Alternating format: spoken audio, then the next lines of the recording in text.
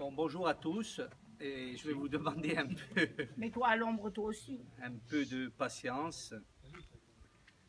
C'est surtout moi qui suis au soleil, d'ailleurs, à l'exception de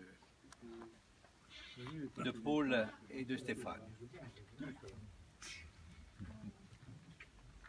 Donc, si vous le voulez bien, on va commencer par le dépôt de la gerbe. Allez, Où elle est là? Yves.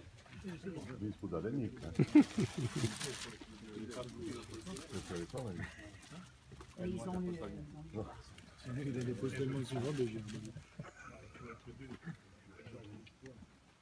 Voilà, nous marquerons la minute de silence à la fin du petit mot que je vous ai préparé. Chers amis, cari paesani, pour nombre d'entre nous, le 14 juillet, ce sont les feux d'artifice, les pétards et les balles populaires. Mais quel est le sens de cette commémoration? Presque tous les pays ont une fête nationale, choisie le jour d'un anniversaire jugé particulièrement significatif pour la nation. En France, c'est le 14 juillet qui a été choisi pour commémorer le passage de la monarchie à la République. Ce jour symbolise l'union fraternelle de l'ensemble des citoyens dans la liberté et l'égalité. Avant 1789, la France vivait sous un régime de monarchie absolue, le roi détenant tous les pouvoirs.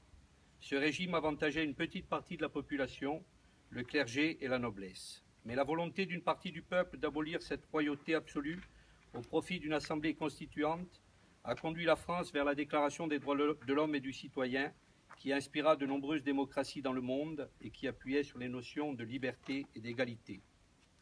Le roi de cette époque, Louis XVI, tenta alors de faire échouer l'Assemblée, ce qui déclencha la colère des Parisiens qui s'emparèrent des armes stockées aux Invalides et de la poudre à la forteresse de la Bastille. Le 14 juillet 1789, ils envahirent le château de Versailles et forcèrent le roi à revenir à Paris et à s'installer au palais des Tuileries. La fête nationale commémore d'abord ce 14 juillet 1789, mais pas uniquement. En effet, elle fait aussi référence à un autre événement moins connu et moins sanglant, la fête de la Fédération du 14 juillet 1790. En 1790, la Commune de Paris décide de fonder une grande fédération de gardes nationaux regroupant des représentants des fédérations locales et de les réunir à Paris le 14 juillet. La cérémonie célèbre avant tout la prise de la Bastille, mais tente aussi d'apporter un peu d'ordre et d'unité dans un pays en crise. Ce 14 juillet 1790, 14 000 soldats fédérés défileront sous la bannière de leur département, de la Bastille jusqu'au Champ de Mars. Le 21 mai 1880, une loi fera officiellement du 14 juillet une fête nationale en commémoration du 14 juillet 1790. À partir de la Déclaration des droits de l'homme et du citoyen est née la République unie et indivisible avec sa devise fondant la nation, liberté, égalité et fraternité. Victor Hugo, qui la considérait comme les trois marches du perron suprême, commente ainsi cette devise dans son ouvrage Le droit et la loi en 1875. La liberté, c'est le droit, l'égalité, c'est le fait, la fraternité, c'est le devoir. Quel sens donnons-nous aujourd'hui à ces mots? Sont-ils indissociables? Sont-ils antagonistes? Sont-ils la condition d'un monde durable auquel nous aspirons? Malgré que chacun de ces mots ait un sens, aucun de ceux-ci n'a de vie sans les deux autres. Le premier répond au cœur de l'homme, toujours prêt à se libérer des contraintes qui l'accablent, au profit des appétits qui l'étreignent, des instincts qui prévalent sur sa raison. Cette recherche de liberté paraît si naturelle que l'on finirait par oublier que nul ne peut vivre seul. Ainsi, la liberté ne peut se concevoir dans l'individualisme, tentation qui la corrompt au lieu de l'épanouir. Pour être conforme à l'idéal qu'elle nous inspire, la liberté ne peut donc être que partagée dans l'égalité. Montesquieu en parlait ainsi, l'amour de la démocratie est celui de l'égalité. Mais le proclamer ne peut suffire, quand ce réflexe n'a rien de naturel et s'inscrit au contraire contre la tentation des privilèges. C'est pour fonder cette égalité dans la liberté qu'il faut établir des règles qui ne donneront, hors l'intérêt commun, plus de place aux uns qu'aux autres. Devant la forte croissance des inégalités, on voit combien il est néanmoins difficile pour notre monde civilisé de trouver la clé qui permettrait de contenir cet instinct de domination qui inspire si souvent l'homme avec ses semblables. Finalement, la fraternité apparaît toujours comme l'élément de modernité indispensable à une saine évolution de la vie en démocratie. Évoquer la fraternité conduit en effet à respecter ses semblables, alors que la recherche de la liberté ou de l'égalité tend à les diviser. Seul l'exercice de la fraternité peut permettre à l'État de réduire les inégalités et à la justice de corriger les excès du droit. Comme Victor Hugo le disait si bien, rien n'est solitaire, tout est solidaire. La grande chose de la démocratie est la solidarité au-delà de la fraternité. Commémorer la révolution de 1789 nécessite pour nous les Corses de situer cet épisode de l'histoire de France dans le processus qui a finalement abouti à l'intégration de la Corse dans la nation française par un décret du 30 novembre 1789 de l'Assemblée nationale, décret confirmé par un pacte d'union de cette même Assemblée en date du 22 avril 1790.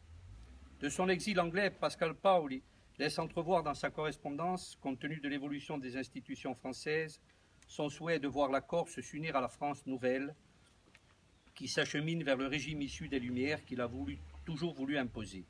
La République, au sens latin du terme, la res publica, gérée par le peuple.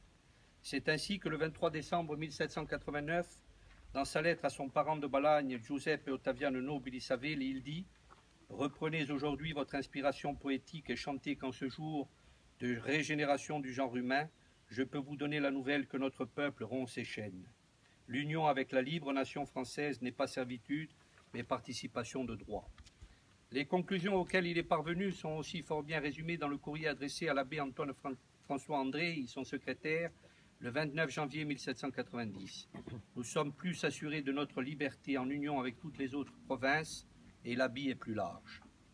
Pascal Paoli, doté d'une réelle intelligence politique, estime que les Corses et la Corse voient se multiplier les possibilités offertes à leur épanouissement, estimant que la France, un giorno deve dar lume norma alla Europa entière. Un jour, la France donnera la lumière et des normes à l'Europe entière.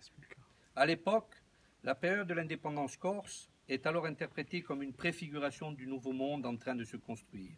Spontanément, tout se passe comme si les 20 années d'Ancien Régime étaient effacées, comme si les fils de l'histoire cassés à Ponteno se renouaient et que 1789 se rattachait aux années 60. Ces éléments concourent finalement à expliquer l'adhésion des Corses à la Révolution de 1789 que les députés insulaires allaient plaider à l'Assemblée nationale. Ainsi, à l'automne 1789, le député Barthélemy Arena explique dans un mémoire que la lutte contre Gênes a été une lutte pour les droits de l'homme et du citoyen, que le gouvernement national fut doux et démocratique, et qu'on aurait pu espérer une issue favorable à la Révolution sans le duc de Choiseul et le comte de Marbeuf, qui avaient choisi d'assister les oppresseurs au mépris du droit des peuples. De même, le député Antoine-Christophe Saligedi, campant l'œuvre de Pascal Paoli accomplie 20 ans auparavant, s'adresse ainsi au pays tout entier. Il nous fit connaître le droit des nations, le dogme de l'égalité naturelle, le charme de la liberté et les avantages de l'union et du bon ordre. Il nous donna un esprit public, un gouvernement régulier. Il est l'ancêtre de la liberté présente, car la forme de l'État qu'il avait construit, à plusieurs égards, se rapproche de la Constitution française décrétée en 1789. Cette justification de notre histoire insulaire a d'ailleurs été confortée par les chefs de file de la Révolution, tel Mirabeau criant sur les bancs de l'Assemblée nationale « J'avoue, messieurs, que ma première jeunesse a été souillée par une participation à la conquête de Corse, mais je ne m'en crois que plus étroitement obligé à réparer envers ce peuple généreux ce que ma raison me représente comme injustice. » De même, Robespierre, recevant Pascal Paoli le 26 avril 1790 à la Société des Amis de la Constitution, déclare « Vous avez défendu la liberté dans un temps où nous n'osions l'espérer encore.